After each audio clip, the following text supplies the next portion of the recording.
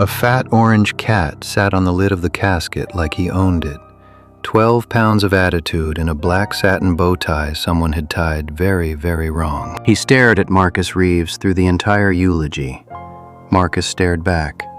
He had not cried yet, and was beginning to suspect he wasn't going to. Halfway through, the priest's voice receding into chapel acoustic mush. Marcus was 6 years old in his grandmother's Boyle Heights kitchen. Chipped yellow tile, a wooden spoon, the smell of charred chiles. "Mijo," she had said, hands over his on the spoon. "Food remembers. Cook with hope, never with hate. You serve what you feel." He had nodded the way 6-year-olds nod. He came back to the chapel in time for the closing prayer. His grandmother had been dead 3 days. The will, read at a folding table in a Boyle Heights law office that smelled like printer toner and cilantro, had left him exactly 2 things: a 1987 food truck named Nonna's Wagon, parked behind the funeral home, and the cat currently glaring at him from a coffin, like Marcus had personally rear-ended his Bentley. The cat's name, according to the will, was Brisket. After the service, Marcus carried the recipe notebook out to the truck. Brisket followed, belly grazing the asphalt, walking with the affronted dignity of an opera dowager forced to take the bus. The driver's side door creaked open. The cat hopped in like he'd booked the seat. Marcus dropped into cracked vinyl, $940 in his account, rent due Friday, a funeral he'd paid for on a credit card he hadn't told anyone about. A long, theatrical sigh came from the passenger seat. "You drive like that," said the cat, "and we are both going to starve." Marcus's head turned approximately 1 inch per second. "Did you?" he whispered. "Just talk." The cat licked one paw with insulting slowness. "I have been waiting 53 years for someone in this family to hear me again. Your grandmother was the last. Congratulations. You are the next." Brisket fixed him with 2 yellow eyes. "You," he said in a French accent thick enough to be illegal in 3 cantons, "are going to make me very famous, imbecile." The cat was standing on the cutting board, with his belly hanging over the stainless steel, like a furred melon, dictating a menu Marcus could not afford to make. Short rib ramen, marrow bone broth, Hokkaido egg, scallion oil that smells like Paris in autumn, $48. Marcus stopped sharpening the knife. $48 for ramen on Sunset Boulevard out of a 1,987 food truck. The cat blinked, the slow blink of an aristocrat being asked, again, about the price of bread. For ramen made by me, which is the most expensive ramen anyone in this city will ever eat.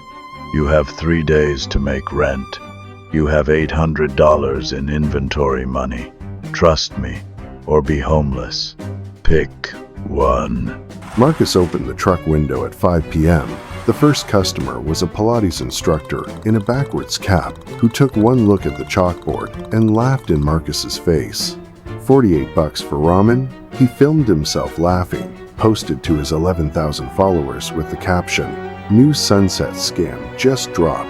This was the first viral mistake of someone else's life. By 5:47 p.m., the laughing clip had been stitched 14 times by accounts using his audio for unrelated jokes. By 6:15, the laugh had bounced into a niche food Twitter circuit, and a critic named Henry Park had seen it in the back of an Uber, recognized the hand-painted lemons on the truck, and asked the driver to turn around. Marcus, ladle in hand, watched a man in a tailored navy suit step out of a black Uber and walk to the window without looking at the chalkboard. The man ordered without flinching at the price. Marcus served him. The man took one spoonful and went very, very still. He did not drop his spoon. He did not cry. He did not say anything. He paid in cash $20 bills and placed a business card face down on the counter on his way out. The card had 3 words embossed on it. The 3 words were, Henry Park Times. Henry Park's card was in Marcus's apron pocket when he closed the truck at midnight, and in his hand when his phone buzzed at 6:14 a.m. on a milk crate beside his bed. Peeler from upstairs had forwarded a screenshot. The Times dining column headline read, I have eaten for 50 years, and I have never put my head in my hands until last night. It was Henry Park's column. The entire column was about Marcus. By 9 a.m., the column had been quote tweeted by 3 James Beard winners. By 10 a.m., the Pilates instructor's laughing clip had been reposted as evidence that the LA food scene tried to gatekeep this man. By 11 a.m., Pilates instructor's account had been mass reported into temporary suspension by people he had never met. By noon, the line outside Nonna's Wagon was 40 deep. By 6 p.m., 200. Marcus had not slept. He had not eaten. His hands shook from caffeine, adrenaline, and a disbelief that felt physically painful.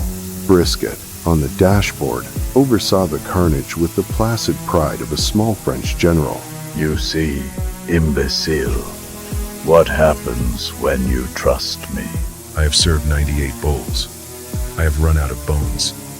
The line is still moving. I have not been to a bathroom in 12 hours. Yes. Hold.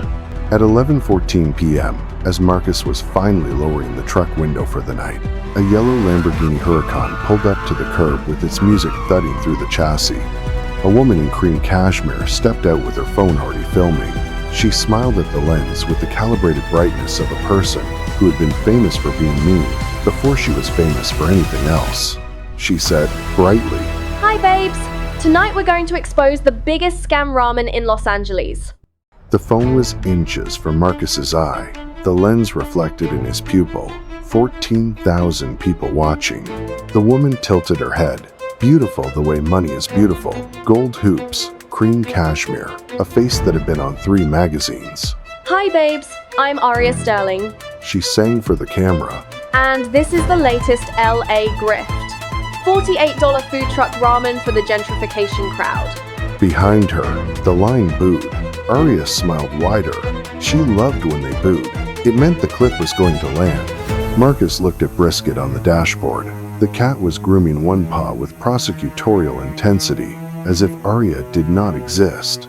Without looking up, he said quietly, Marcus, this one is louder than the others. Cook it cleaner than anything you have ever cooked in your life.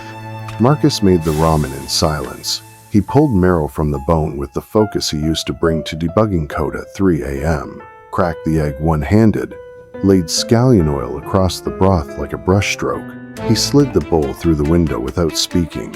Aria turned the phone on the bowl, eyebrows raised theatrically. $48 everyone. Let's see what you get. She lifted the spoon, blew on it for the camera, tasted. Her eyes closed. They did not open for 4 full seconds. When her eyes opened, the performance had drained from her face. The camera was still on her. Her mouth opened a fraction. Her lower lip trembled.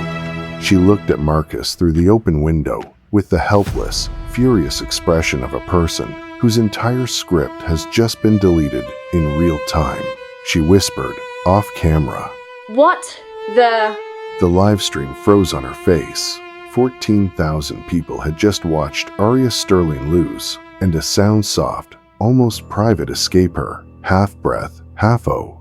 Aria Sterling's frozen, slack-jawed face was on 6 million screens by sunrise. The clip had been edited 1,000 ways. Remixes set to opera, slow-motion edits of her eyes closing. A sound on TikTok called the 4-second silence that was just the audio of her not breathing. The caption that did the most numbers was 4 words long. $48 ramen. Worth it.